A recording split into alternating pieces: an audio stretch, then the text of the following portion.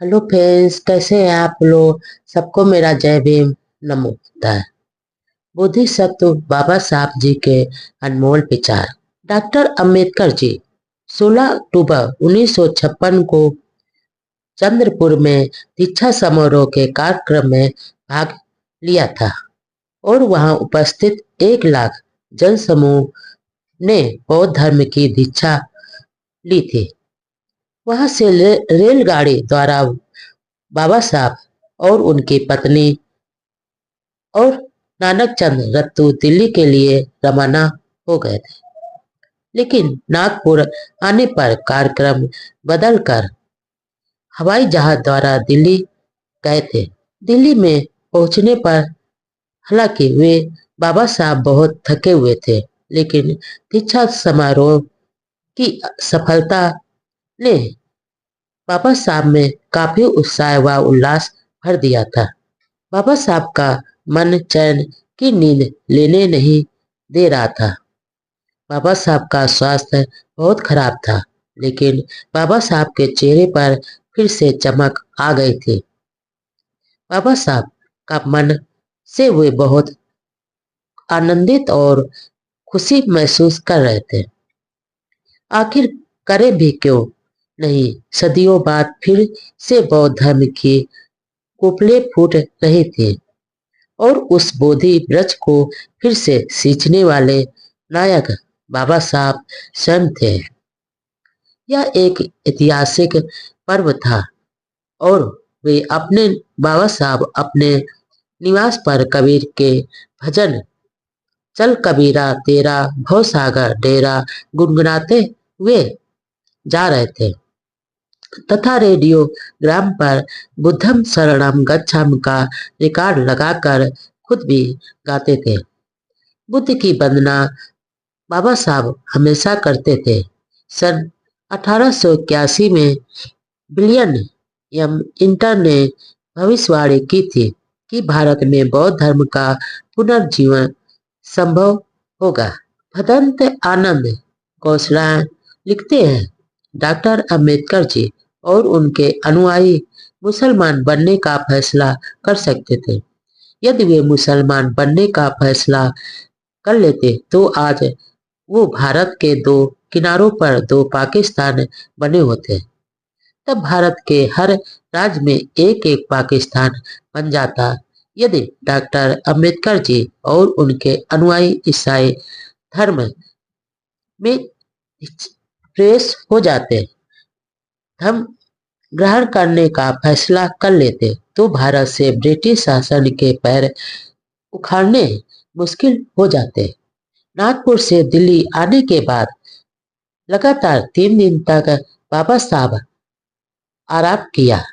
आने वाले मेहमानों व प्रशंसकों को दीक्षा समारोह के फोटो बाबा साहब दिखाते थे और साथ में यह भी बताते थे कि अब वे देश में जगह जगह दीक्षा समारोह आयोजित कर धर्म प्रचार आंदोलन को तेज करेंगे।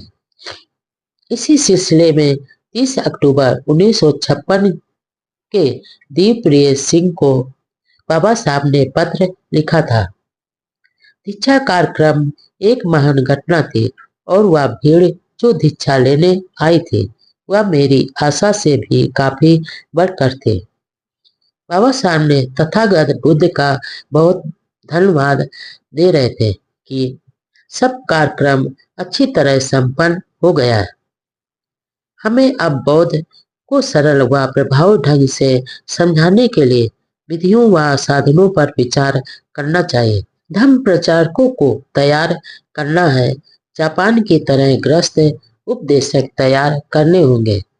अब भिक्षु संघ को अपना दृष्टिकोण बदलना चाहिए। भिक्षुओं को सन्यासी बनने की अपेक्षा ईसाई मिशनरियों की तरह सामाजिक कार्यकर्ता और प्रचारक की तरह काम करना चाहिए।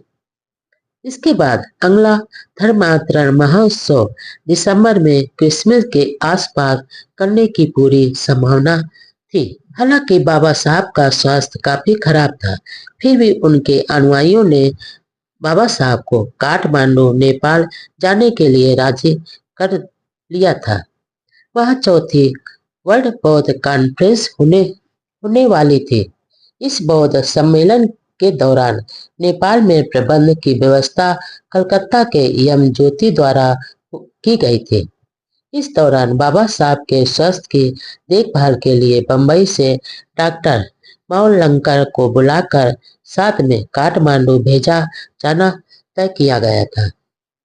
नेपाल जाने की तैयारियों के ही दौरान बॉम्बे हाई कोर्ट का एक नोटिस आया कि राजगृह के कुछ भाग के विस्तार के दौरान ठेकेदार के 40,000 रुपए बाकी थे। डॉक्टर अंबेडकर ने कुछ पैसा बंबई से व कुछ दिल्ली के एक मित्र से लेकर उस रकम का बंदोबस्त किया था।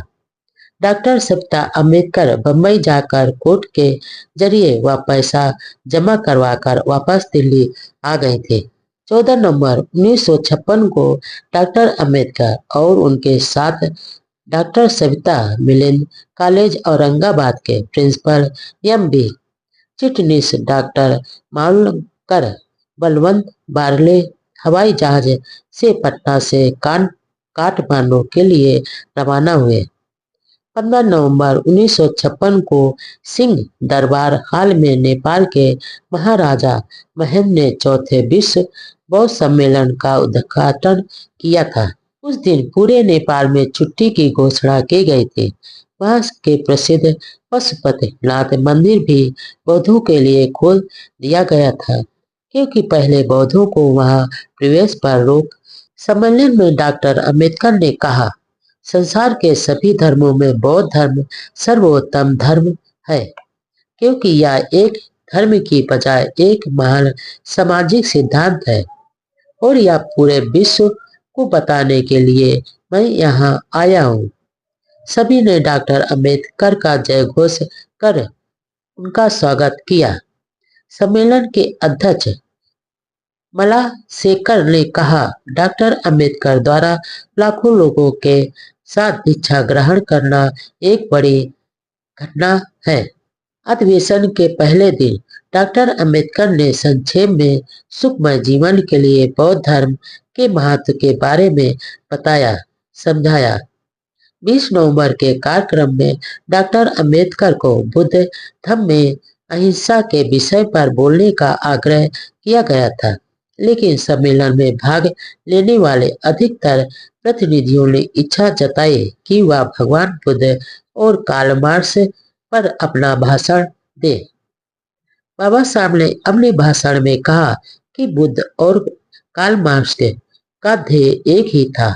मार्क्स के अनुसार व्यक्तिगत संपत्ति दुख का कारण है, यह बेईमानी, लूट व गुलामी का कारण है। बुद्ध मानव का दुख दूर करना चाहते थे। बुद्ध ने कहा कि हर चीज परिवर्तनशील है और नाशवान है, इसलिए संपत्ति के लिए संघर्ष ठीक करना नहीं है, और भिक्षुओं को निजी संपत्ति जोड़ने की इजाजत नहीं दी।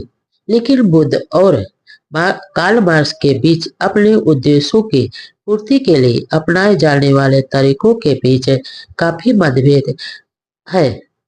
कम जो पूंजीपतियों की संपत्ति के समाप्ति के लिए हिंसक साधन अपनाता है, जबकि बुद्ध धर्म इसके लिए अहिंसक ढंग अपनाता है। बुद्ध का मार्ग ही सही मार्ग है, क्योंकि मन को सुधारे बिना व्यक्ति व समाज में सुधार नहीं आ सकता है। कम जमीन में तानाशाही का बोलबाला है, जबकि बौद्ध मार्ग में लोकतंत्र है। इसलिए बुद्ध का मार्ग ही सही और सुरक्षित सुखमय मार्ग है। अपने विद्वत्तापूर्ण भाषण में बाबा साहब ने बौद्ध अनुयायियों को साम्यवाद से सावधान किया और कहा कि बौद्ध देशों की नई पीढ़ी यह नहीं समझ पाए कि साम्यवादी जीवन शैली की तुलना में बौद्ध जीवन शैली बेहतर है, तो बौद्ध धर्म भविष्य अंधकारमय है और यह एक पीढ़ी यदि से आगे नहीं चल पाया। जो लोग कार्ल मार्क्स को अपना मसीहा के रूप में पूजते हैं और मानते हैं, उन्हें पता होना चाहिए कि बौद्ध जीवन दर्शन ज्यादा स्थायी है। यदि कोई रास्ता मंजिल तक नहीं जाता है, तो उस रास्ते पर चलने से क्या फायदा है। आगे बाबा साहब ने कहा, मैं आप लोगों को धर्म के जिस राह पर चलने के लिए कह रहा हूँ वह धीमा है, मुश्किलों से भरा है और धैर्य की जरूरत होती है, लेकिन अंत में आप एक सुरक्षित और मजबूत जमीन पर खड़े होते नजर आएंगे। जो आदर्श आप ग्रहण करने जा रहे हैं उससे आपके जीवन में एक स्थायी परिवर्तन आ जाएगा। मेरे विचार से धीमी और मुश्किल राह शॉर्टकट की दौड़ से बेहतर होती है। शॉर्टकट हमेशा खतरनाक होता है। अपने लंबे भाषण में बाबा साहब ने बुद्ध के उस वचन से पूरा किया जिसमें बुद्ध ने कहा था, सब सब्बे सखारा अनिच्यवत, अर्थात जो कुछ भी आपको दिखाई देता है वह सब अनित्य है, फिर अनित्य के लिए क्या लड़ना। बा- बाबा साहब का यह क्रांतिकारी भाषण बुद्ध या कार्ल मार्क्स के नाम से किताब के रूप में छपा हुआ है। आगे बाबा साहब कहते हैं कि युवा बौद्ध भिक्षुओं को सुखमय जीवन त्याग कर ईसाई मिशनरियों की तरह काम करना चाहिए। वे समाज सुधारकों व धर्म प्रचारों की तरह भूमिका निभाएं, तभी बुद्ध धर्म का सारे संसार में फैलेगा। योग व दृढ़ इरादों के प्रचारकों की कमी से धर्म समाप्त हो जाता है। डॉक्टर अंबेडकर ने इस अवसर पर यह भी बताया कि यदि वह जीवित रहे तो 5 वर्षों में कम से कम 5 करोड़ लोगों को बौद्ध में बना देंगे। नेपाल का काठमांडू सम्मेलन समाप्त होने के बाद बाबा साहब लुम्बिनी गए। भगवान बुद्ध का जन्म स्थान लुम्बिनी की देखकर तथा भगवान बुद्ध और महामाया की प्रतिमा को बंधन कर बाबा साहब ने अपने आप को धन्य महसूस किया। वहां स्थित अशोक स्तंभ को काफी देर तक बाबा साहब निहारते रहे। आलिंगन किया। सम्राट अशोक व तथागत के धर्म कार्यों का यह प्रत्यक्ष प्रमाण देखकर बाबा साहब का हृदय भाव विभोर हो उठा। काठमांडू से वे बोध गया गए और वहां बोधि वृक्ष को नमन कर भगवान बुद्ध की प्रतिमा का पूजन और वंदन किया। बाबा साहब बुद्ध की प्रतिमा के आगे काफी देर तक ध्यान साधना में बैठे रहे। उस समय बाबा साहब की आंखों से आंसू बह रहे थे। बोध गया से वे बनारस गए। 25 नवंबर 1956 को बनारस की महाबोधि सोसाइटी के धम्म के स्तूप के पास बाबा साहब का छोटा उद्बोधन हुआ। इसी स्थान पर भगवान बुद्ध ने अपने 5 शिष्यों को प्रथम उपदेश दिया था। यह संयोग की बात है कि आधुनिक बोधिसत्व बाबा साहब ने अपने जीवन का अंतिम भाषण भी इसी स्थान पर दिया था जहां तथागत ने अपना पहला उपदेश दिया था। बाबा साहब ने कहा, मनुष्य मनुष्य के बीच प्रेम, करुणा व शील तत्वों से संबंध जोड़ने वाला धर्म केवल एक ही है, वह है बुद्ध धर्म।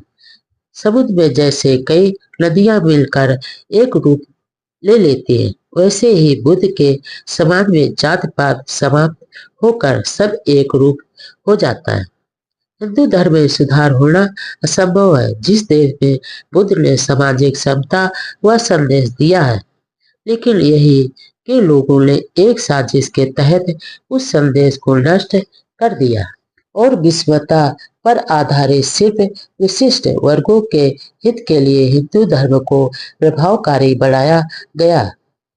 जब तक हिंदू धर्म को पालन होगा तब तक इस देश से सामाजिक विषमता का विनाश नहीं होगा।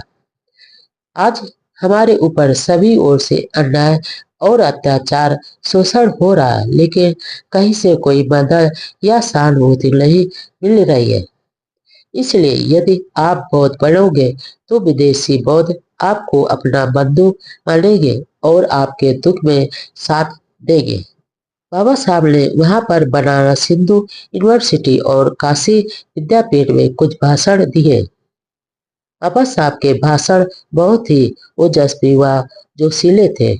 बनारस यूनिवर्सिटी में बाबा साहब ने शंकराचार्य के प्रसिद्ध कथन ब्रह्म सत्य जगत मिथ्या के दर्शन पर विचार रखे। बाबा साहब ने आगे कहा, यदि ब्रह्म कण कण में व्याप्त है तो फिर एक ब्राह्मण व एक अछूत दोनों बराबर क्यों नहीं होने चाहिए। लेकिन शंकराचार्य ने अपने दर्शन को समाज में लागू नहीं किया, यह सिर्फ विचार तक ही सीमित रहा। यदि उन्होंने अपने दर्शन को सामाजिक स्तर पर लागू किया होता और सामाजिक समानता का प्रचार किया होता तो यह बड़ा महत्वपूर्ण और विचारणीय दर्शन होता। फिर भी शंकराचार्य का यह विश्वास कि जगत एक ब्रह्म है गलत विश्वास है। डॉक्टर अंबेडकर ने वहां पर उपस्थित विद्यार्थियों से पूछा, क्या वे उन हिंदू ग्रंथों को मानेंगे जो पुरुष सूक्त में लिखी असमानता की प्रेरणा देते हैं और सामाजिक गैर बराबरी को धार्मिक मान्यता देते हैं, या फिर वे भारतीय संविधान में दिए स्वतंत्रता, समानता व भाईचारे के सिद्धांत को मानेंगे। क्या वे इसे धर्म शास्त्रों में लिखी असफलता भरी बातों का विरोध नहीं करेंगे। सारनाथ में बाबा साहब ने लगभग सभी ऐतिहासिक बौद्ध स्थलों का दूसरी बार भ्रमण किया। बनारस से वे तथागत के परिनिर्वाण स्थल पर कुशीनगर भी गए थे। कुशीनगर में उन्होंने वह विशाल स्तूप देखा जहाँ भगवान बुद्ध का अंतिम संस्कार हुआ था। कुशीनगर को बुद्ध विहार में भगवान बुद्ध की महापरिनिर्वाण मुद्रा में 20 फीट लंबी प्रतिमा को देखकर बाबा साहब नतमस्तक हुए और वंदना की। बुद्ध प्रतिमा के स्पर्श से बाबा साहब की आंखें भर आई। बुद्ध के पद स्पर्श से पावन हुई भूमि की पवित्र मिट्टी को बाबा साहब ने अपने माथे पर लगाई। इस पूरी यात्रा में वे काफी थक गए थे, लेकिन तथागत बुद्ध के जीवन से जुड़े स्थानों के दर्शन से बाबा साहब की मानसिक शक्ति बनी हुई थी। बाबा साहब बहुत ही भावुक और आनंदित हो उठे थे। 30 नवंबर 1956 को बाबा साहब कुशीनगर से हवाई जहाज द्वारा वापस दिल्ली आ गए। दिल्ली हवाई अड्डे से निवास जाते समय गाड़ी में बाबा साहब ने अपने डागे के स्वास्थ्य के बारे में पूछा, क्योंकि कुछ दिन पहले वह बहुत बीमार हुआ था। बाबा साहब ने बॉम्बे हाई कोर्ट में चल रहे दीवानी मुकदमे के बारे में भी जानकारी ली। दिल्ली निवास पहुंचने पर बाबा साहब ने बहुत ही उदास व दुखी नजर आ रहे थे। उन दिनों कोठी में डॉक्टर सविता अम्बेडकर के पिता, भाई और डॉक्टर मालवंकर ठहरे हुए थे। डॉक्टर अम्बेडकर बहुत ही थके हुए थे। उन्होंने रत्तू को कहा कि उस रात वह वहीं ठहर जाए। 1 दिसंबर 1956 को डॉक्टर अम्बेडकर सुबह 7:15 बजे उठे, चाय पी और थोड़ा आराम करने लगे। उसी दिन शाम को सुमनलाल शास्त्री व कुछ अन्य के साथ मथुरा रोड पर लगी बुद्धिस्ट आर्ट गैलरी की प्रदर्शनी को देखने बाबा साहब गए थे। वह तथागत की अलग अलग शैली में बनी मूर्तियों को रुचि से देखते रहे। फिर पैदल चलना संभव नहीं हुआ तो प्रदर्शनी के गेट के पास खड़ी बाबा साहब ने अपने कार में आकर बैठे रहे। जब सोहनलाल शास्त्री ने पूछा कि बाबा साहब आखिर भगवान बुद्ध का असली रूप कैसे होगा, बाबा साहब ने उत्तर दिया, बुद्ध के परिनिर्वाण के 600 वर्षों तक बुद्ध की कोई मूर्ति व चित्र नहीं बनाया गया था। बाद में अवघोष की रचना बुद्ध चरित्र में वर्णित स्वरूप की कल्पना के आधार पर मूर्तियों का रूप गढ़ा गया। वापस लौटते समय बाबा साहब ने कर्नाट प्लेस की एक बुक शॉप पर रुके, नई किताबों को छाटा और अपने निवास स्थान पर भेजने का ऑर्डर दे दिया।